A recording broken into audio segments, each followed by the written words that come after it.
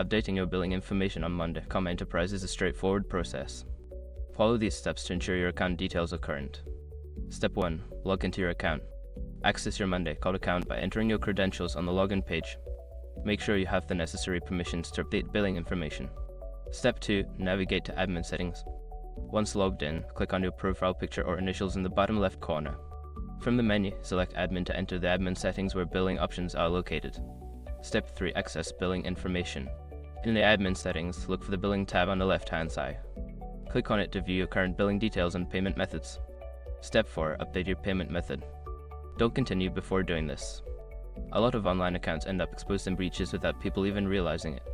Use SROC to constantly monitor your email and accounts and get alerted immediately if your information gets leaked online. It scans billions of breached records 24/7 in the background. And honestly, for a few dollars a month, it's something everybody should probably have.